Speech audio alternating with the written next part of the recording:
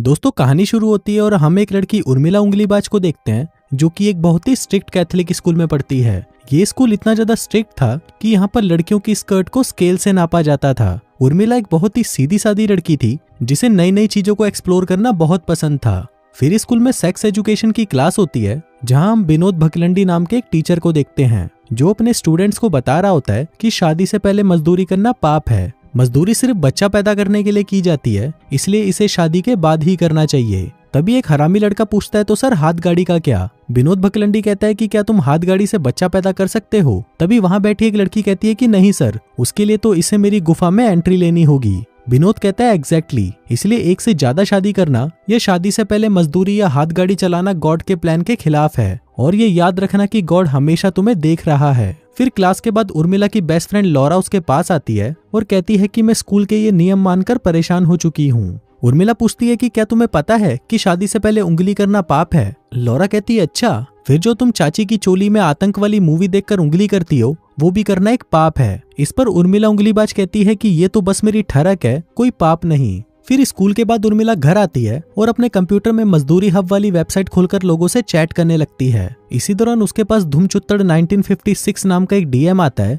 जो उसे अपने 8 इंच के घोड़े की फोटो सेंड करता है। तभी उर्मिला उसे देखते ही अपनी विंडो को बंद कर देती है, लेकिन फिर कुछ देर बाद उसे फिर से उस घोड़े को देखने की इच्छा होती है और फिर वो जूम कर करके उसके घोड़े को निहारने लगती है। तभी उस आदमी का मैसेज आता है जिसमें लिखा हुआ था CGG, जिसका मतलब था चूचे दिखाओ, गुफा दिखाओ और गण दिखाओ। उर्मिला थोड़ा सोचती है और उसे जवाब देती है कि गण मरा। फिर वो आदमी उससे उसकी पिक मांगता है तो उर्मिला अपनी जगह अपनी एक दोस्त की फोटो भेज देती है। अब उसकी पिक देखते ही उस आदमी का खड़ा हो जाता है और फिर वो उर्मिला उंगलीबाज के साथ गंदी गंदी बातें करना शुरू कर देता है। अब इन बातों से उर्मिला के अंदर भी ठरक जागना शुरू हो जाती है, इसलिए वो तुरंत अपनी स्कर्ट के अंदर हाथ डालती है और अपनी गुलाब की पंखड़ियों को छूना शुरू कर देती है। अब वो अंदर एंट्री करने ही वाली थी कि तभी उसकी मॉम की आवाज आती है और वो कंप्यूटर बंद करके वहां से चली जाती है। फिर अगले दिन स्कूल में लंच के दौरान डामर नाम की एक लड़की उर्मिला के पास आती है और उसे कहती है कि मुझे तो विश्वास ही नहीं हो रहा कि तुमने लौरा की पार्टी में पप्पू पांचोली का मुंह में लिया था।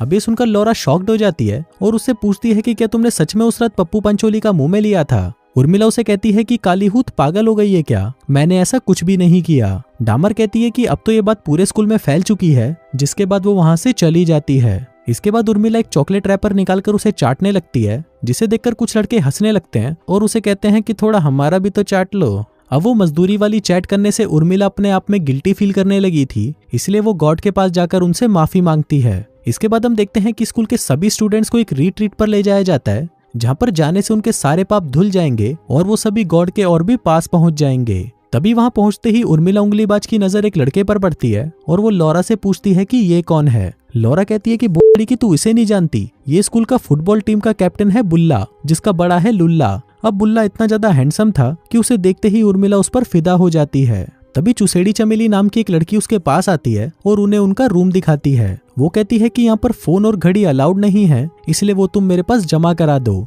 अब उर्मिला उसे अपनी घड़ी तो दे देती है, लेकिन अपने फोन को वो अपने बैग में ही छुपा लेती है। इसके बाद उर्मिला हॉल में जाती है जहाँ पर विनोद भकलंडी उन सभी को छोटे छोटे ग्रुप्स में बांट देता है। उर्मिला के ग्रुप का लीडर बुल्ला था, जिसे देखते ही उर्मिला खुश हो जाती है। फिर विनोद सभी को बताता है कि यहाँ पर तुम्हें गॉड ने बुलाया है और ये ट्रिप तुम्हारे लिए सबसे खास होने वाली है, जो आगे जाकर तुम्हारे जीवन में तुम्हारी मदद करेगी। इसके बाद वो सबको एक एक फॉर्म देता है जिसमें कुछ फीलिंग्स के बारे में लिखा होता है। अब यहाँ पर इन्होंने जो जो फीलिंग्स को महसूस किया वो सब इन्हें इस फॉर्म में भरना था। उर्मिला फॉर्म भरना शुरू करती है और ठरक के ऊपर मार्क कर देती है, लेकिन फिर वो उसे मिटाने लगती है, लेकिन वो मिटता नहीं और तभी टाइम ओवर हो जाता है। लेकिन उर्मिला उसे पेंसिल से काट देती है और उस फॉर्म को जमा करा देती है। फिर उसी रात उर्मिला अपने फोन में गेम खेल रही होती है, लेकिन तभी उसका फोन वाइब्रेट करने लगता है। अब ये देखते ही उर्मिला को चुलसी मचती है और वो उस फोन को अपनी कच्छी में डालकर पूरी रात उसके मजे लेती है। फिर अगली सुबह सारे स्टूडेंट्स जंगल में हगने के लिए जाते हैं, जहाँ पर उर्मिला सिर्फ बुल्ला को ही देख रही थी।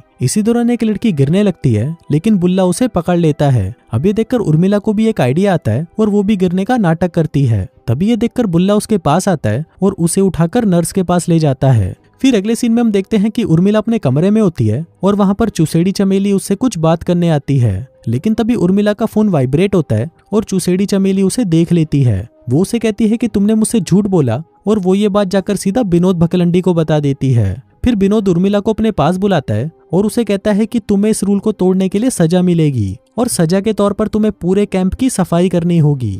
अब उर्मिला कैंप की सफाई करने लग जाती है, जिस दौरान उसे विनोद के रूम में उसका कंप्यूटर दिखाई देता है। वो चारों तरफ देखती है और कंप्यूटर में इंटरनेट ऑन करके उसमें जॉनी भैया चले ससुराल वाली मूवी देखने लगती है। पर तभी उसे किसी की आहट महसूस होती है, तो वो स्क्रीन को ऑफ करके वहां से चली जाती है, लेकिन कंप्यूटर को शट डाउन करना भूल जाती है। उसी रात विनोद सभी स्टूडेंट्स को अपने पास बुलाता है और उन सभी के सामने उनके घर से आए हुए लेटर्स को पढ़ता है, जिसे सुनकर सभी इमोशनल हो जाते हैं। फिर अगले दिन बुल्ला अपने ग्रुप को बुलाता है और कहता है कि सभी के मन में कुछ न कुछ गिल्ट होता है और मैं चाहता हूँ कि आज तुम वो सारी चीजें बाहर निकाल दो, क्योंकि इससे तुम्हें शांति मिलेगी। तभी वहां पर बैठा एक लड़का कहता है कि कुछ दिनों पहले मेरी गर्लफ्रेंड मेरा चूतिया काटकर किसी और के साथ चली गई और इससे मैं अंदर से टूट चुका हूँ। फिर एक लड़की कहती है कि कुछ दिनों पहले मेरी दादी की मौत हो गई और मैं आखिरी बार उन्हें देख तक नहीं पाई। फिर उर्मिला की बारी आती है, लेकिन उसके पास कोई कहानी नहीं थी, इसलिए वो झूठ बोल देती है कि कुछ दिनों पहले उसके कुत्ते की मौत हो गई थी, जिसको सुनकर वो दूसरी लड़की जोर जोर से रोने लगती है। इसके बाद सभी लंच करते हैं और तभी विनोद वहां पर आकर कहता है कि कल किसी ने मेरे कंप्यूटर में जॉनी भैया चले ससुराल वाली एडल्ट फिल्म देखी है, लेकिन ये सुनकर सभी चुप रहते हैं। विनोद कहता है कि मुझे ये तो नहीं पता कि ये किसने किया है, पर याद रखना गॉड सब कुछ देख रहा है। अब ये सुनकर उर्मिला घबरा जाती है, लेकिन किसी को कुछ नहीं बताती।